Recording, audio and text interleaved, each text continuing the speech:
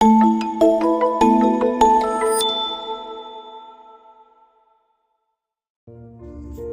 jina la Baba na la Mwana na Roho Mtakatifu, amina.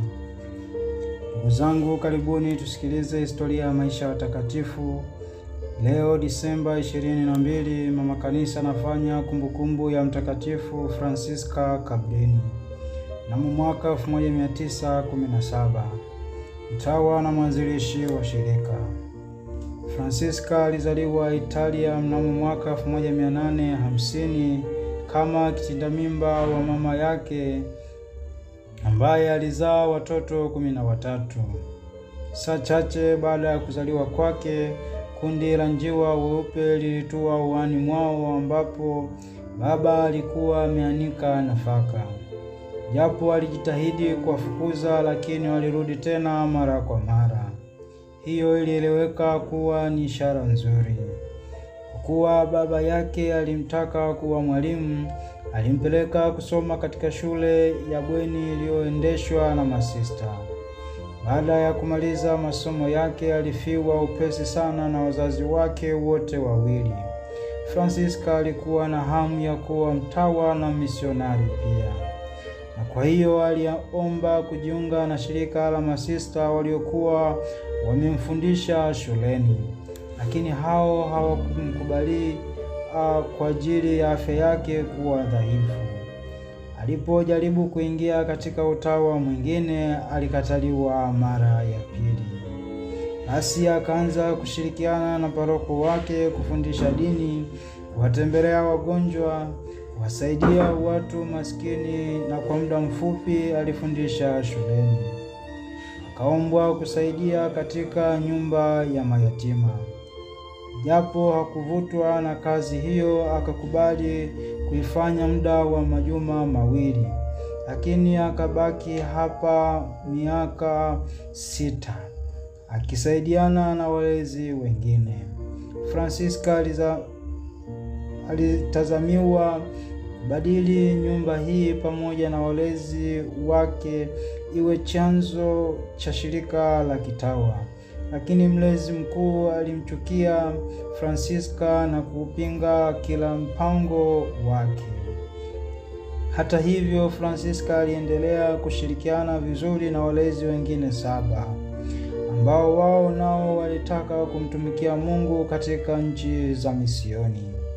Mwaka 1877 hao wote waliweka nadhiri zao za kwanza za kitawa, lakini askofu aliamua nyumba hii ya mayatima ifungwe. Akamwambia Francisca ajaribu kuunda shirika la wamisionari mahali pengine. Francisca akaenda pamoja na wenzake, wakakodisha nyumba iwe konventi ya kwanza ya shirika jipya, nalo likaitwa shirika la masista wa misionari wa Moyo Mtakatifu ambao kazi yao kuu ilikuwa kuwalea Kikristo wasichana. Wakafungua kazi yao kuu ilikuwa kuwalea Kikristo wasichana. Wakafungua shule kwa ajili yao. Majaribu na vizuizi vilijaa pande zote, lakini hata hivyo shirika likakuwa upesi, na Francisca akachaguliwa kuwa mama mkuu wa kwanza. Alipoenda Roma mwaka 1887 kutafuta ruhusa rasmi ya kuwapo kwa shirika lake, watu wengi walijaribu kumshauri vingine, lakini hakuwasikiliza. Akafungua nyumba 2 mjini Roma. Pamoja ilikuwa shule ya wasichana, nyingine ilikuwa nyumba ya watoto. Na baadaye Papa alimtuma masista.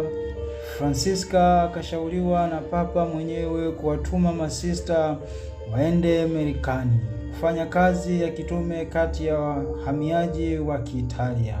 Sister Francisca alienda mwenyewe, na mnamo tarehe 31 Machi mwaka 1889 akateremkia New York, ndio mji mkubwa sana Wakati ule katika mji huo tu wahamiaji wa Kiitalia walikuwa 50,000. Baada yake akamtafuta yule mwanamke mfadhili, wakasikilizana kabisa, na nyumba ya masista ikafunguliwa. Tangu siku ile Sister Francisca alijitolea kabisa, akijishughulisha kwa kila namna. Alifungua nyumba 67 katika nchi za Ulaya na Amerika. Alipokufa, shirika lake lilikuwa na masista 500.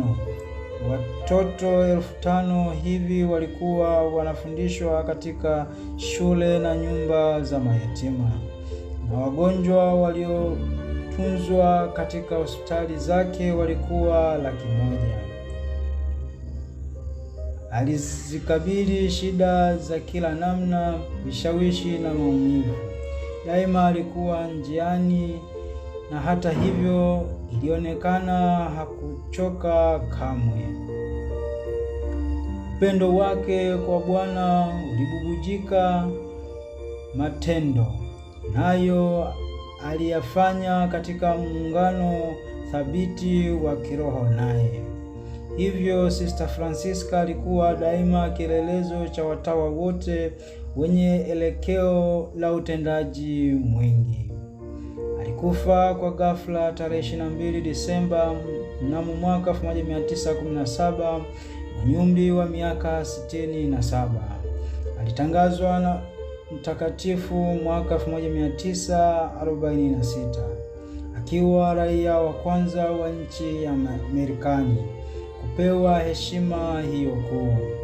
Inawezekana kutumia juu yake maneno ya Mtume Paulo kwa Timotheo kwamba navumilia kila kitu kwa ajili ya wateule wa Mungu, ili wao pia wapate ukombozi upatikanao kwa njia ya Yesu Kristo, na ambao huleta utukufu wa milele. Mtakatifu Francisca Cabrini, mtawa na mwanzilishi wa shirika, utuombee. Kwa jina la Baba na la Mwana na Roho Mtakatifu. Amina.